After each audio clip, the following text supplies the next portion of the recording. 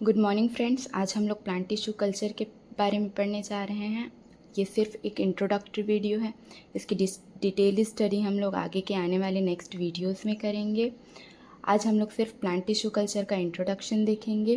तो plant tissue culture के introduction में आज हम लोग देखेंगे प्लांट टिश्यू कल्चर का इंट्रोडक्शन क्या है, प्लांट टिश्यू कल्चर की history of plant tissue culture, plant tissue culture के लिए कौन कौन सी कंडीशंस की रिक्वायरमेंट होती है, अगर हम लोग टिश्यू कल्चर करना चाहते हैं तो हमको क्या क्या कंडीशन लगेगा इसके बारे में, प्लांट टिश्यू कल्चर का प्रोसीजर क्या है, प्लांट टिश्यू कल्चर के लिए रिक्वायरमेंट्स क्या हैं, types of plant tissue culture और प्लांट टिश्यू कल्चर के एडवांटेजेस और प्लांट टिश्यू कल्चर के डिसएडवांटेजेस। तो सबसे पहले कि प्लांट टिश्यू कल्चर होता क्या है।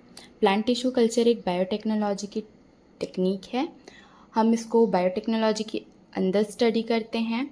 प्लांट टिश्यू कल्चर में हम लोग किसी भी प्लांट के किसी भी ऑर्गन को लेके, किसी भी सेल को लेके या प्लांट के किसी भी पार्ट को लेके उसको कल्चर मीडिया में ग्रो करा के हम अपने डिज़ायरेबल कैरेक्टर्स को प्रोड्यूस करा सकते हैं। इससे हम लोग प्लांट की यील्डिंग इफ़ेक्ट को बढ़ा सकते हैं, प्लांट की क्वालिटी को इन्हेंस कर सकते हैं और न्यू डिज़ायरेबल कैरेक्टर्स भी हम उसमें ला सकते हैं।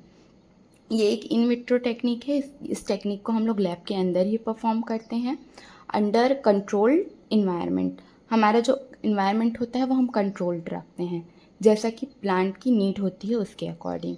तो हम इसका डेफिनेशन देखते हैं कि प्लांट टिश्यू कल्चर होता क्या है। Plant tissue culture is the in vitro aseptic culture of cells. ये इन विट्रो टेक्निक है, इसको हम लेबोरेटरी के अंदर में यूज़ करते हैं। टिश्यूज़ और whole plant under control nutritional and environmental condition often to produce clones of plant.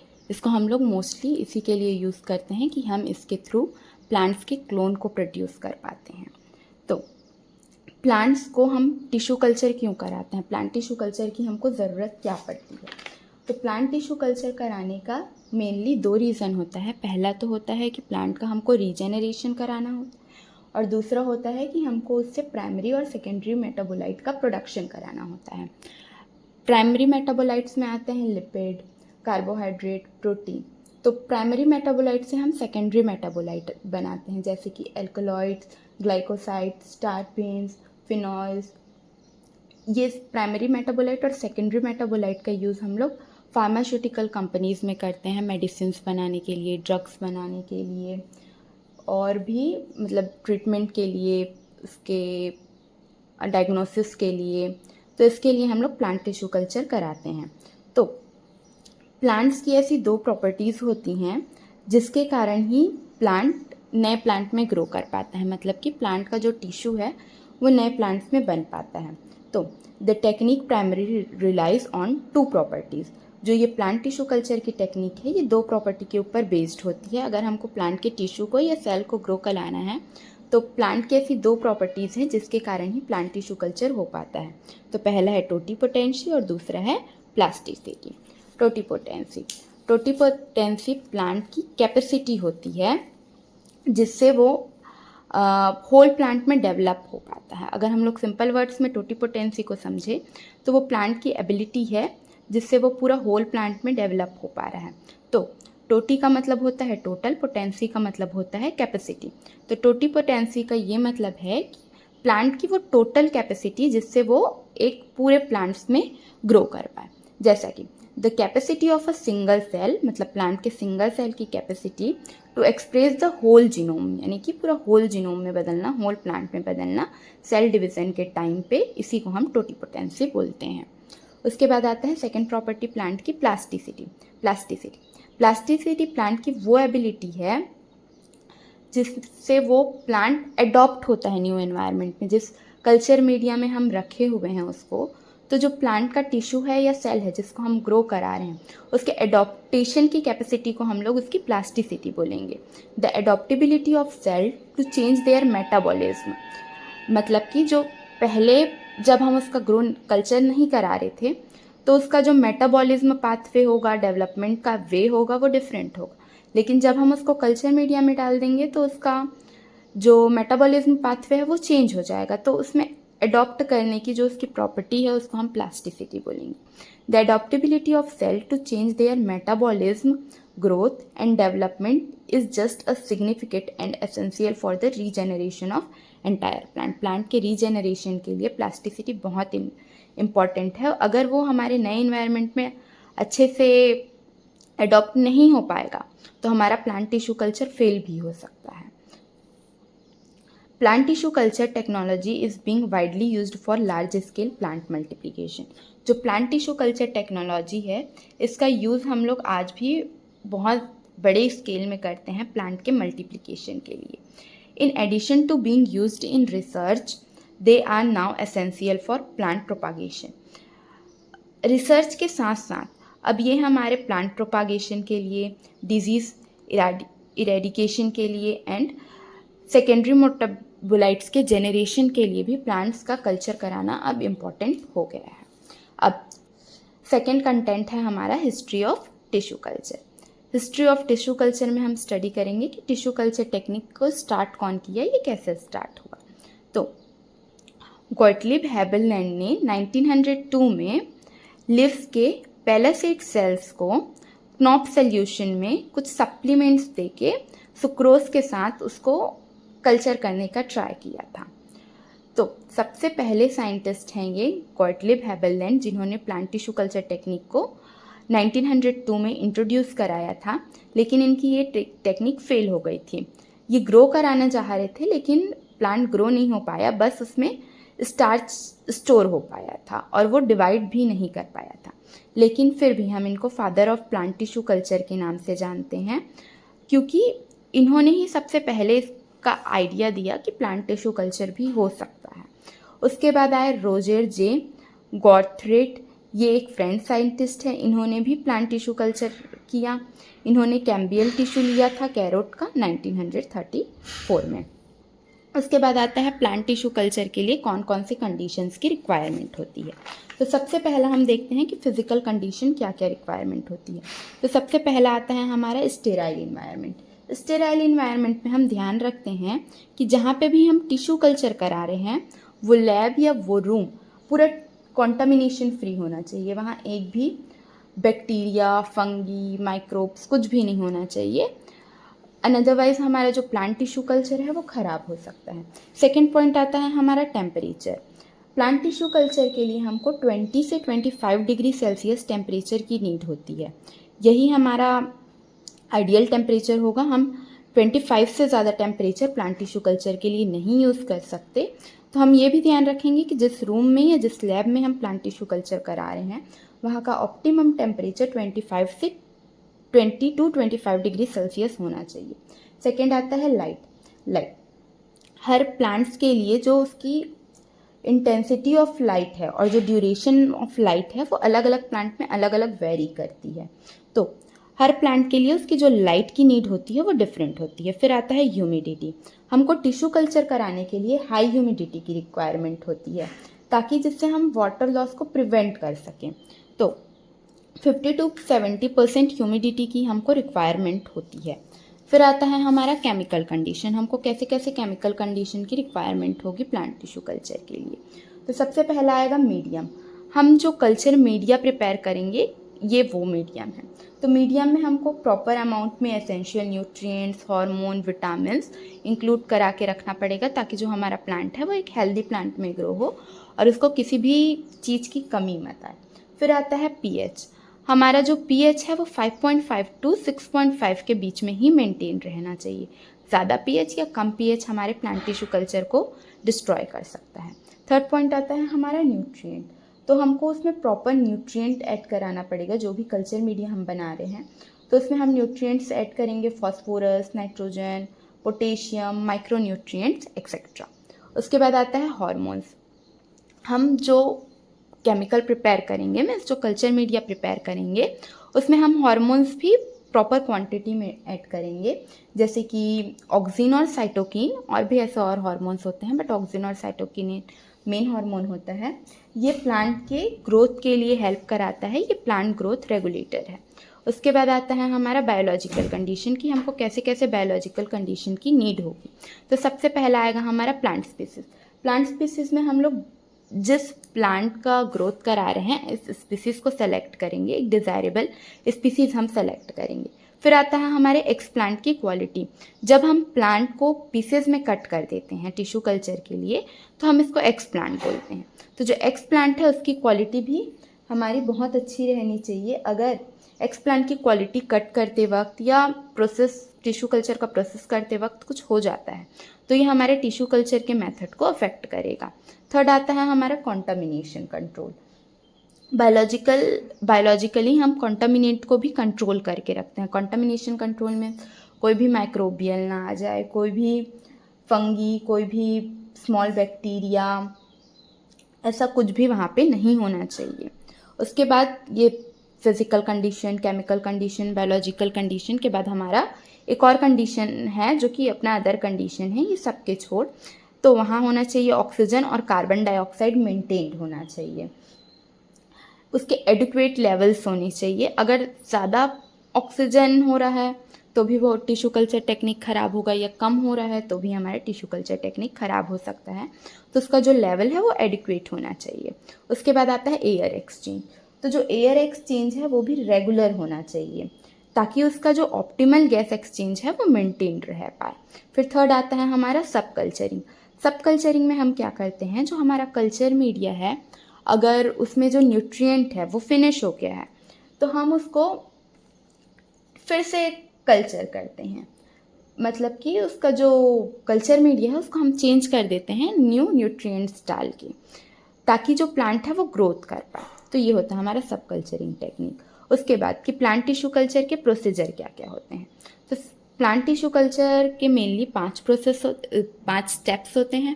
तो सबसे पहला स्टेप आता है हमारा selection and sterilization of explant, यानी कि प्लांट को सेलेक्ट करना और उसके बाद उसको स्टेरिलाइज करना। तो choose healthy disease free plant material. सबसे पहला हम सिलेक्शन में ये करेंगे कि हम एक हेल्दी और डिजीज़ फ्री प्लांट को सेलेक्ट करेंगे। सेकंड, हम उसका स्टेरिलाइज करेंगे, यानी कि उसको इन्फेक्टेंट्स फ्री बनाएंगे। स्टेरिलाइज एक्स प्लांट, यानी कि जो हम प्लांट सेलेक्ट किए हैं हम उसके एक पार्ट को सेलेक्ट करेंगे, कोई भी हो सकता है वो हमारा लीव, रूट, स्टेम, फ्लावर, कुछ भी। फिर उसको सेलेक्ट करने के बाद हम उसको पीसेस में कट करेंगे। जब हम उसको पीसेस में कट कर देंगे तो हम उसको एक्स प्लांट बोलेंगे। फिर हम उस एक्स प्लांट को स्टेरिलाइज कर देंगे उसके सरफेस को, ताकि वो डिसइंफेक्टेंट्स फ्री हो जाए। फिर आता है प्रिपरेशन ऑफ मीडियम। अब हम हमारा मीडिया प्रिपेयर करेंगे, कल्चर मीडिया। तो हम क्या करेंगे, prepare tissue culture medium according to plant. जो प्लांट की स्पीसीज होगी उसके रिक्वायरमेंट्स के अकॉर्डिंग हम हमारा कल्चर मीडिया प्रिपेयर करेंगे। उसके बाद जो हम मीडिया प्रिपेयर किए रहेंगे उसको हम स्टेरिलाइज करेंगे, चाहे ऑटोक्लेव में चाहे फिल्टर स्टेरिलाइजेशन में, हम किसी भी एक में उसका स्टेरिलाइजेशन कराएंगे। उसके बाद आता है हमारा इनॉक्यूलेशन और इंक्यूबेशन। उसके बाद जो हमारा मीडियम है उसको हम इनॉक्यूलेट करेंगे और इंक्यूबेट करेंगे। तो place sterilise x plant on medium. अब हम उस जो हमारा प्लांट है, एक्स प्लांट है, उसको हम स्टेरिलाइज कराएंगे। फिर उसके बाद हम उसका इंक्यूबेशन कराएंगे कंट्रोल्ड इन्वायरमेंट में, जैसे कि हमारा टेम्परेचर प्लांट के अकॉर्डिंग सेट रहेगा, लाइट भी हम प्लांट के स्पीसीज के अकॉर्डिंग रखेंगे, ह्यूमिडिटी हमारा भी प्लांट के अकॉर्डिंग ही मेंटेन रहेगा। तो इसी कंट्रोल्ड इन्वायरमेंट में हम उसको इंक्यूबेट कराएंगे। उसके बाद आता है हमारा मल्टीप्लिकेशन एंड रूटिंग। फिर उसके बाद जब हम उसको इंक्यूबेट करा देंगे तो फिर उसमें वो प्लांट जो है हमारा मल्टीप्लाई होना स्टार्ट हो जाएगा, फिर धीरे धीरे उसकी रूटिंग स्टार्ट हो जाएगी। तो allow explant to grow. अब हम कुछ समय के लिए जो एक्स प्लांट है हमारा उसको ग्रो होने देना है, फिर धीरे धीरे वो मल्टीप्लाई होगा। फिर induce root formation using plant growth regulator. फिर धीरे से उस प्लांट में रूटिंग स्टार्ट होगी। प्लांट ग्रोथ रेगुलेटर है जो ऑक्सिन और साइटोकिनिन हार्मोन है, उसके हेल्प से जो प्लांट है वो रूटिंग स्टार्ट करता है। फिर आता है हार्डनिंग एंड ट्रांसप्लांटेशन। अब जब हमारा प्लांट रूट में कन्वर्ट हो जाएगा, मतलब प्लांट में रूट ग्रो हो जाएगा, तो हम उसको आउटडोर कंडीशंस में ट्रांसप्लांट कर देंगे। तो gradually acclimate plants to outdoor condition, transplant harden plant to soil और अदर ग्रोइंग मीडिया। अब हम उस प्लांट को, जो प्लांट की रूटिंग हो गई है, अब हम उसको कहीं भी और ट्रांसप्लांट कर सकते हैं। कहीं भी से मतलब सॉइल में हो सकता है या चाहे वो अदर ग्रोइंग मीडिया में हो सकता है। तो यहाँ पे प्लांट टिश्यू कल्चर का डायग्राम बना हुआ है। तो सबसे पहले ये हमारा पॉट प्लांट था। पॉट प्लांट से लीव्स को एज अ एक्सप्लांट लिया हुआ है हमने। हम चाहें तो इसके स्टीम को, फ्लावर को या किसी भी दूसरे पार्ट से भी हम प्लांट को ग्रो करा सकते हैं। तो हमने पहले ये लीव्स को लिया, लीव्स को हम स्मॉल पीसेस में कट करेंगे, फिर हम उसको एक्स प्लांट बोलेंगे। एक्स प्लांट को हम सरफेस स्टेरिलाइजेशन कराएंगे ताकि वो डिसइंफेक्टेंट फ्री हो जाए।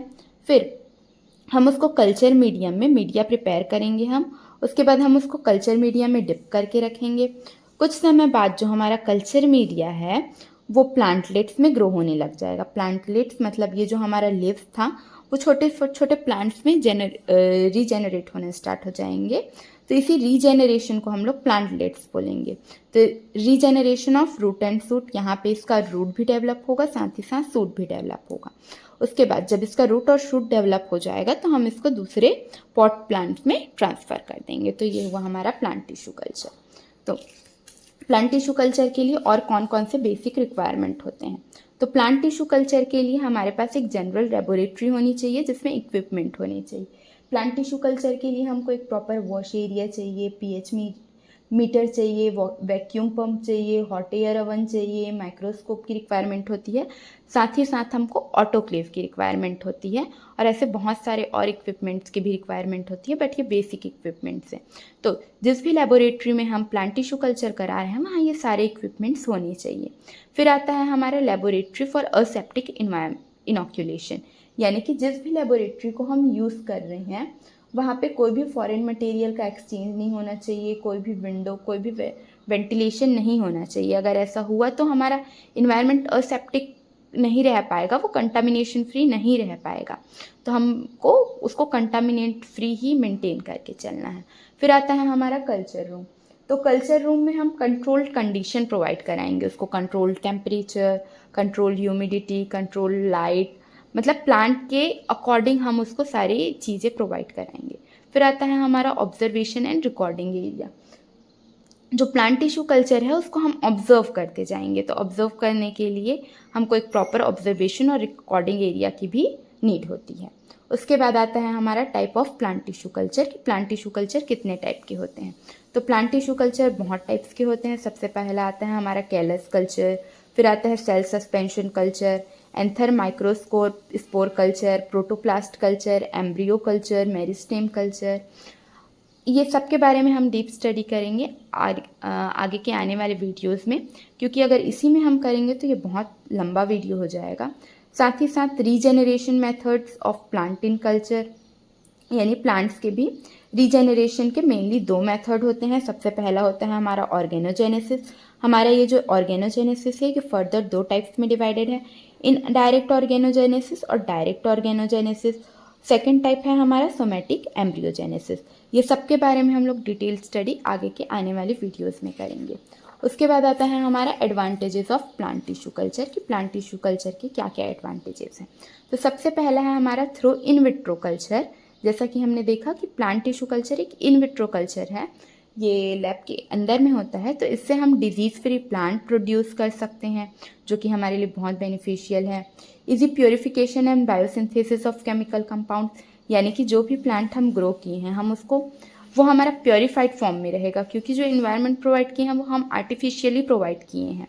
उसके बाद जो भी प्लांट्स की जो केमिकल कंपाउंड की बायोसिंथेसिस होगी ड्रग्स बनाने के लिए, मेडिसिन बनाने के लिए, वो भी हम इजीली निकाल सकते हैं। उसके बाद आता है ओवरकम फ्लक्चुएशन इन क्वालिटी। हम जो प्लांट्स की फ्लक्चुएशन है, मतलब कि प्लांट में अगर कोई खामी है तो उस क्वालिटी को भी हम इम्प्रूव कर सकते हैं, इन्हेंस कर सकते हैं। क्रॉप इम्प्रूवमेंट, यानी कि इससे हम क्रॉप भी इम्प्रूव करा सकते हैं। फिर आता है propagation of plants without seed in defined and control condition. कुछ ऐसे प्लांट्स होते हैं जिनमें सीड प्रोड्यूस नहीं होता है, तो जिस प्लांट्स में सीड प्रोड्यूस नहीं होता है हम ऐसे प्लांट्स का भी प्लांट टिश्यू कल्चर के थ्रू प्रोडक्शन करवा सकते हैं। In vitro culture and secondary metabolite biosynthesis. In vitro culture के थ्रू हम वहाँ पे सेकेंडरी मेटाबोलाइट की बायोसिंथेसिस करा सकते हैं। मतलब कि अगर कोई प्लांट हमारे पास लिमिटेड क्वांटिटी में है तो हम उसको मैक्सिमम अमाउंट में ग्रो करा के, रिक्वायर्ड अमाउंट में ग्रो करा के हम उसमें से सेकेंडरी मेटाबोलाइट की बायोसिंथेसिस कर सकते हैं, ताकि हम उससे ड्रग्स या तो फिर कोई भी ट्रीटमेंट के लिए मेडिसिन हम बना पाएँ। उसके बाद आता है कि प्लांट टिश्यू कल्चर के डिसएडवांटेजेस क्या हैं। तो सबसे पहला है हमारा labour intensive and expensive process. ये जो प्लांट टिश्यू कल्चर है ये बहुत ही एक्सपेंसिव प्रोसेस है। प्लांट टिश्यू कल्चर के लिए हमको हाई एक्सपर्टीज़ की रिक्वायरमेंट होती है। अगर थोड़ी सी भी मिस्टेक हो जाती है हमसे तो हमारा जो प्लांट टिश्यू कल्चर है वो पूरा ख़राब हो जाएगा। तो हमको इसमें हाई एक्सपर्टीज़ की रिक्वायरमेंट है। साथ ही ये बहुत एक्सपेंसिव प्रोसेस है। इसमें हमको बहुत सारे केमिकल्स की नीड होती है, बहुत सारे इंस्ट्रूमेंट्स की नीड होती है। तो ये इजी प्रोसेस नहीं है। फिर आता है vulnerable to many environmental factor. और जैसा कि प्लांट टिश्यू कल्चर में हमको म्यूटेशन देखने को नहीं मिलता है, तो म्यूटेशन हमारा एक बहुत इम्पॉर्टेंट इन्वायरमेंटल फैक्टर है। तो ये वैसे इन्वायरमेंटल फैक्टर के लिए भी डेंजरस प्रूफ हो सकता है। थर्ड आता है स्लो ग्रोथ। तो जो ये प्लांट टिश्यू कल्चर है ये बहुत स्लो ग्रो होता है। तो यही 3 इसके डिसएडवांटेजेस हैं और कुछ इसके एडवांटेजेस हैं। आने वाले वीडियोस में हम types of culture media, plant tissue culture में मतलब प्लांट टिश्यू कल्चर कितने टाइप के होते हैं, ये सबको देखेंगे धीरे धीरे। Thank you.